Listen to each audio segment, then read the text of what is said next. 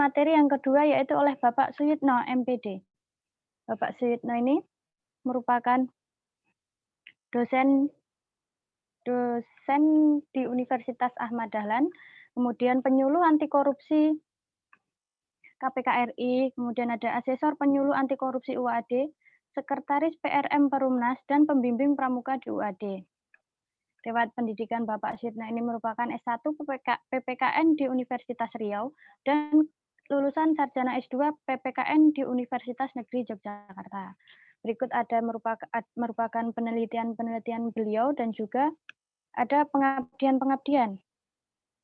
Nah, untuk yang seperti yang disampaikan oleh Bapak Trisna sendiri, yang seri 1 merupakan rumah kebangsaan di sekolah Dasar Muhammadiyah Sekecamatan Depok, Sleman, Yogyakarta pada tahun 2020 dan hari ini merupakan seri yang kedua untuk penyampaian anti korupsi dan wawasan kebangsaan. Baik, langsung saja mohon izin Bapak untuk menyampaikan materi yang kedua, yaitu berlangsung selama 30 menit untuk Bapak Suyitno, MPD. Waktu dan tempat saya persilahkan. Baik, terima kasih. Suara saya terdengar ya? Siap terdengar, Bapak. Bismillahirrahmanirrahim. Assalamualaikum warahmatullahi wabarakatuh. Alhamdulillah wassalatu wassalamu ala Rasulillah la haula wala quwwata illa billah. Asyhadu an la ilaha illallah wahdahu la syarikalah wa asyhadu anna Muhammadan abduhu wa rasuluhu nabiyyu ba'dah. Yang sama-sama kita hormati ini ayahanda saya ini Pak Jum, Pak Haji Muhammad Jumiran MPDI, Ketua PJM Depok. Mudah-mudahan masih hadir ya. Yang kami hormati Kepala Sekolah dan juga jajarannya. Ini ada Pak Eko dari SD Muhammadiyah Condong Catur. Bapak Ibu wali, orang tua, peserta didik SD Muhammadiyah Condong Catur, Bapak Ibu dan juga para peserta, ini juga banyak dari mahasiswa, dan yang kami banggakan dari mahasiswa UKM Pramuka sebagai panitia. Dan yang paling saya banggakan ini partner, ini kami menyebutnya partner bisa jadi seumur hidup ya, dalam penelitian dan pengabdian, Pak Trisna Sukmayadi MPD. Insya Allah kita lagi doktor. Amin ya, kita doakan bersama. Baik Bapak Ibu dan teman-teman, rekan-rekan semuanya yang mengikuti kegiatan ini, pertama terima kasih atas partisipasinya. Yang kedua, di sini izinkan saya untuk menyampaikan materi tentang peran keluarga dalam membangun bangsa. Mohon izin juga kepada Bapak Ibu yang mungkin sebenarnya materi ini materi yang sederhana seperti yang disampaikan oleh Pak Trisna tadi, tapi mudah-mudahan sembari kita belajar. Saya yakin Bapak Ibu sebenarnya kalau membahas tentang keluarga ataupun parenting, saya yakin Bapak Ibu lebih menguasai. Nah, tetapi yang ingin kami sampaikan di sini lebih kepada bagaimana kita dalam membangun bangsa. Bapak Ibu, ini seperti yang disampaikan oleh Pak Trisna tadi, kita mempunyai tantangan yang besar di zaman now atau zaman sekarang ini, generasi alpha. Kalau kita lihat sekarang lebih individual karena sudah banyak media-media yang seperti HP, laptop. Inilah pengaruh dari globalisasi. Berbeda dengan dulu, zaman-zaman saya mungkin ataupun Bapak Ibu, ini kita masih berkelompok itu sangat sering kita lakukan. Ya di samping sekarang pandemi ya, tapi setidak-tidaknya sosial dan kelompok itu sangat tentara ketika zaman dulu. Nah, sehingga dampaknya itu terkadang kita melihat di sini karakteristik anak zaman now. Tadi yang sampaikan oleh Pak Trisna sudah sampai ke arah bagaimana peran orang tua itu. Rupanya dari berbagai referensi yang saya ketahui, ada beberapa ciri-ciri anak generasi alfa. Yang pertama, mudah mengadu. Kalau dulu ketika dimarah sekolah begitu ya, sekolah dimarah sebagainya, itu tidak berani ngomong dengan orang tuanya. Kalau ngomong dengan orang tuanya malah dimarahi, kan begitu ya. Karena yakin di sekolah diajarkan yang hal-hal yang baik. Mungkin kalau dimarah oleh gurunya melakukan perbuatan yang tidak baik. Nah, tapi apa yang terjadi sekarang? Sekarang ini, nah inilah kita, Bapak Ibu, target kami bagaimana menciptakan habituasi itu secara konsep besar, bukan hanya sekolah saja, tapi orang tua. Dan yang paling penting nanti kita lebih kepada masyarakat. Jadi 3 komponen ini sangat berkaitan erat. Begitu juga kita melihat malas meneliti ataupun malas. Nah, ini mudah-mudahan mahasiswa juga jangan sampai dengan pandemi ini kita malah semakin malas. Harusnya dengan pandemi ini banyak referensi yang kita dapatkan. Ingin tampil gaya di depan orang lain. Wah, ini ya. Jadi sok-sokan lah begitulah. Dan lain sebagainya. Dan juga tadi mudah meniru hal yang baru. Karena memang pada sejatinya, pada dasarnya itu anak-anak yang mudah meniru kepada siapa. Dan yang paling khawatir kita mengesampingkan nilai-nilai akhlak, tradisi, dan norma kehidupan. Nah ini, ya, anak zaman sekarang dengan anak zaman dulu. Bahkan ini sekarang Bapak Ibu, teman-teman juga ini ya, TikTok anak itu sekarang sudah mulai menjamu. Sekarang bukan hanya orang tua saja TikTok, dan banyak YouTube. Kalau digunakan dengan sebaik-baiknya, ya tidak apa-apa. Nah sekarang juga banyak dosen yang menggunakan TikTok sebagai alat atau media pembelajaran. Nah, ini juga bisa. Tapi hati-hati juga ketika anak yang melakukan. Tentu tadi harus ada pendampingan dari orang tua. Dan yang paling khawatir juga kalau kaitannya dengan pendidikan anti korupsi, ya karena mohon maaf, saya dengan Pak Trisna ini kan juga punya kewajiban Bapak Ibu. Kewajiban bagaimana kami menyuluh gitu ya, penyuluhan kepada masyarakat. Terlebih juga kondisi pandemi ini banyak sekali Bapak Ibu dari beberapa penelitian yang saya baca dan juga ada penelitian yang saya lakukan, rupanya yang mengerjakan tugas ataupun PR itu bukan anaknya itu sendiri, banyak dibantu oleh orang tua ataupun kakaknya. Nah ini sehingga apa? Sehingga ada kekhawatiran anak-anak sekarang itu malas mengerjakan PR. Nah inilah pendidikan karakter Bapak Ibu tadi, pendidikan anti korupsi. Sehingga muncul juga ada anak-anak itu yang tidak peduli. Kalau dulu kita melihat sampah di sekitar kita itu sangat risih gitu ya. Sangat risih. Tetapi apa yang terjadi, kita sekarang luar biasa banyak anak-anak yang tidak peduli di sekitar. Terlebih juga ada kekhawatiran kepedulian sosial ini sangat berkurang karena tadi pengaruh globalisasi. Di samping itu, nah ini kaitannya dengan wawasan kebangsaan. Bapak Ibu, memang kalau kita bandingkan dari saya melihatnya buku saja nih Bapak Ibu, buku tulis itu, karena saya kemarin itu ada lomba anak-anak, saya belikan buku. Dulu buku tulis kita itu tidak terlepas dari gambar ini, simbol Pancasila di sana, sehingga kita itu hafal ketuhanan yang Maha Esa, simbolnya apa, kemanusiaan adil dan beradab, simbolnya apa, sebagainya. Nah sekarang simbol-simbol di buku tulis itu sudah simbol-simbol kartun, ya, ada Frozen dan sebagainya, dragon ini, sehingga nilai-nilai kebangsaan itu sangat mulai luntur. Begitu juga kalau Bapak Ibu melihat, ya ini yang tadi, TikTok juga saya melihat beberapa, ketika anak-anak ditanya tentang peribahasa, ya, tentang sila-sila Pancasila, mereka tidak mengetahui, jarang.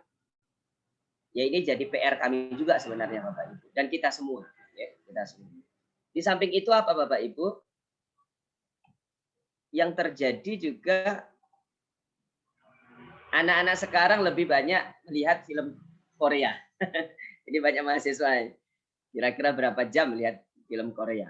Anak-anak juga ada kekhawatiran nonton televisi, bahkan nonton ya ini film Korea. Tetapi terkadang ketika ada film Indonesia yang film-film perjuangan, mereka sangat tidak suka gitu. Wah, itu jadul dan sebagainya. Sehingga nilai nasionalisme, nilai-nilai perjuangan itu belum begitu terlihat, belum begitu terpatri di dalam hatinya gitu. Nah, ini juga perlu ada keseimbangan, Bapak. Begitu juga anak-anak sekarang lebih banyak mengenal YouTuber. Ya. Ketika ditanya presiden yang keempat siapa? Mereka bingung. Jangankan wakil presiden, presidennya saja itu bingung. Ketika ditampilkan, ini siapa namanya? Bingung mereka. Tapi kalau misalnya ditontonkan atau diperlihatkan salah satu YouTuber gitu ya. Ini misalnya ya. Atta Halilintar gitu ya. Nah, itu akan lebih cepat mereka. Kalau ditampilkan misalnya Pak Habibie begitu, sangat sulit. Ini siapa ya? Atau ketika ditanya wakil presiden, presidennya saja sangat sulit, apalagi wakil presidennya. Nah, ini permasalahan kita bersama Bapak Ibu.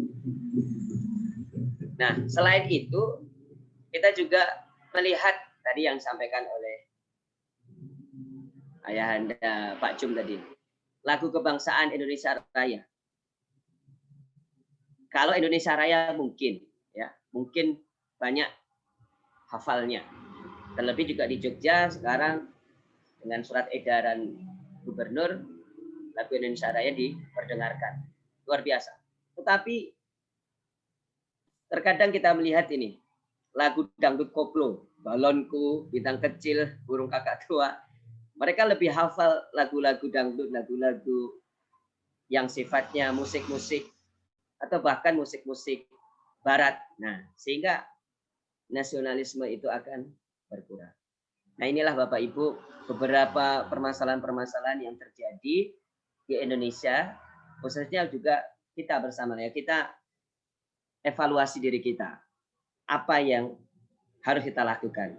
Nah, inilah fungsinya Bapak Ibu kami melakukan penyuluhan pengabdian ini sama-sama. Bukan hanya guru saja yang menjadi tumpuan menanamkan ataupun membangun bangsa ini, tetapi dari aspek orang tua, dari aspek mahasiswa juga saling membantu, bahu-membahu. Nah, ini dasar Bapak Ibu kita melakukan pengabdian ini tentang wawasan kebangsaan dan juga pendidikan anti korupsi. Nah, mengapa itu semua terjadi Bapak Ibu? Karena permasalahan terbesar ini kita dipengaruhi oleh arus globalisasi yang kita belum siap. Harusnya globalisasi itu kita terima dengan sebaik-baiknya. Namun kita mempunyai pegangan yang kuat, yaitu Pancasila dan Undang-Undang Dasar 1945. Nah, disinilah dengan adanya arus globalisasi yang semakin deras, peran keluarga sangat besar. Ya, sangat besar. Karena apa? Ya karena keluarga itu harusnya terlebih juga di dalam pandemi ini, keluarga itu adalah kotak global. Jadi kalau kampus itu adalah miniatur negara, keluarga juga miniatur negara. Nah, sehingga ini sangat berkaitan. Nah, maka bagaimana kita harus bersikap, terlebih juga orang tua, kita harus tahu situasi dan kondisi negara dan bangsa saat ini. Kalau di kalangan mahasiswa, tema besar kita ini sangat menarik Bapak Ibu. Mengapa? Ya karena akhir-akhir ini TWK ya, tes wawasan kebangsaan di KPK itu ini pas nih pendidikan anti korupsi dengan wawasan kebangsaan. Nah, semuanya itu harus tahu kondisi negara saat ini. Jadi kita tidak boleh acuh tak acuh terhadap negara, terhadap kondisi negara ini. Sehingga apa yang harus kita lakukan? Salah satunya harus mempunyai wawasan kebangsaan.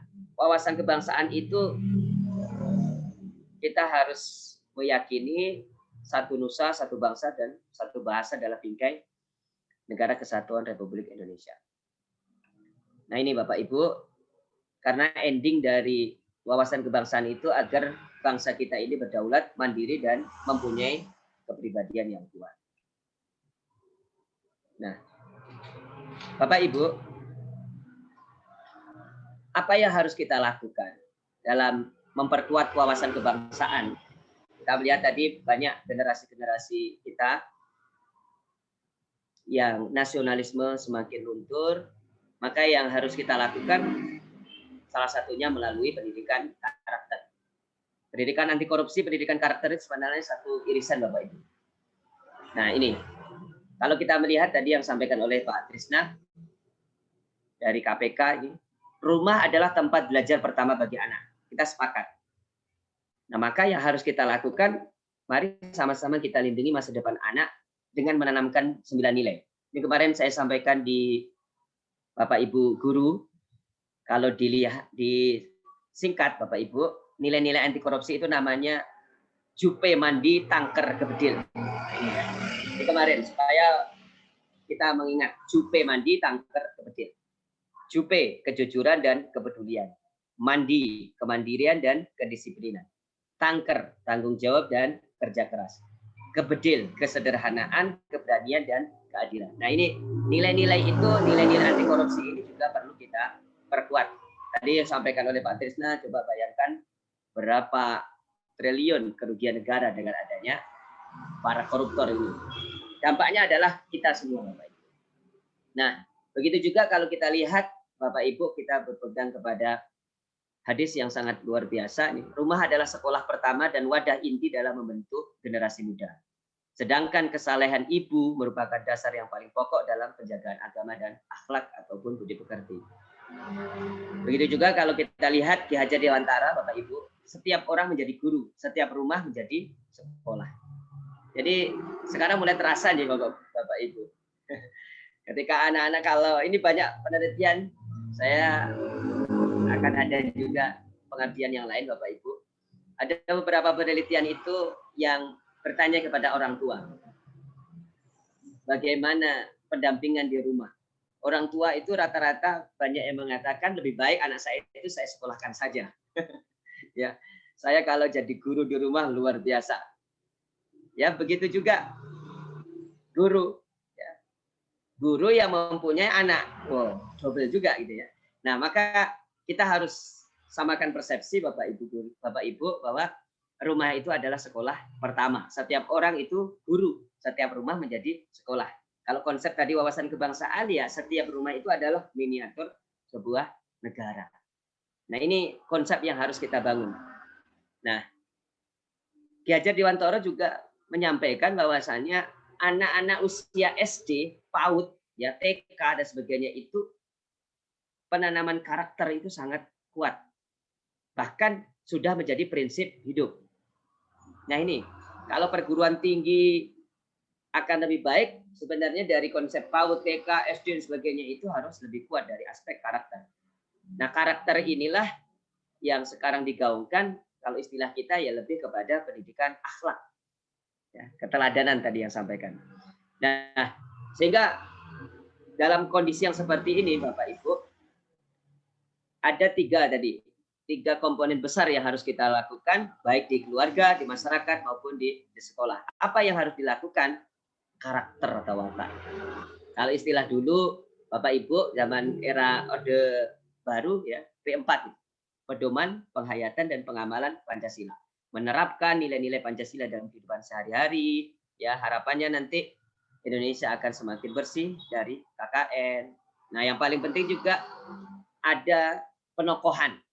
Selain keteladanan, ada tokoh yang harus kita jadikan sebagai referensi. Nah, ini kita banyak kekurangannya Bapak Ibu. Tokoh-tokoh bangsa yang diperlihatkan itu ya mohon maaf, banyak yang tadi bahasanya ya banyak yang korupsi dan sebagainya. Yang paling penting juga menyaring budaya barat dengan bijaksana. Artinya ketika ada globalisasi tidak apa-apa, tapi kita saring dengan bijaksana. Dan yang paling penting inilah tugas kita bersama, pendidikan karakter itu melalui PPKN, pendidikan agama dan sebagainya. Nah, sehingga apa Bapak Ibu, dengan kondisi yang luar biasa tadi, maka nilai-nilai karakter ini harus kita lakukan dalam kehidupan sehari-hari, terlebih juga di dalam lingkungan keluarga. Ada religius, nasionalis, mandiri, gotong royong, dan juga integritas. Sebagai penguat Bapak Ibu, yang terakhir kita lihat fungsi dari keluarga, ini yang dari BKKBN Bapak Ibu. Kalau kita melihat di sini, fungsinya ada 8. Yang pertama adalah fungsi keagamaan, memberikan panutan dalam ibadah dan perilaku kepada anak. Ini sebenarnya kalau kita bisa jabarkan Bapak Ibu, ada instrumen ya. Kalau Bapak Ibu di sekolah biasanya kan ada instrumen penilaian ataupun instrumen sikap yang harus diisi oleh orang tuanya. Nah, fungsi keagamaan ini penting. Begitu juga fungsi pembinaan, fungsi cinta kasih, ya, perlindungan dan sebagainya. Ini sangat penting bagi kita. Nah, terakhir Bapak Ibu, nanti bisa diskusi ataupun malah ada tambahan. Ini sangat berarti bagi kami. Ya. Ada tambahan Bapak Ibu bisa bercerita bagaimana yang terbaik. Nah, ini sebagai kesimpulan Bapak Ibu, mari sama-sama kita mendidik anak-anak kita, anak didik kita, ya, anak-anak di rumah dengan keteladanan ibu. Tadi ibu itu menjadi poin yang sangat penting. Nanti jangan-jangan malah disalah artikan. Wow, berarti kan yang punya peranan adalah ibu. Nah, sekarang gantian. Tidak ada pemberian seorang ayah untuk anaknya lebih utama daripada pendidikan tata krama yang baik. Jadi ayah, ibu, orang tua ini juga punya peranan yang sangat penting dalam pendidikan tata krama yang baik. Sehingga kalau nanti di keluarga ini diciptakan tata krama yang baik, pendidikan akhlak yang baik, sampai ke negara, wawasan kebangsaan dan pendidikan anti korupsi itu akan berjalan dengan sebaik-baiknya. Inilah yang dapat saya sampaikan Bapak Ibu. Mudah-mudahan ada manfaatnya. Saya kembalikan ke moderator. Saya akhiri. Wassalamualaikum warahmatullahi wabarakatuh.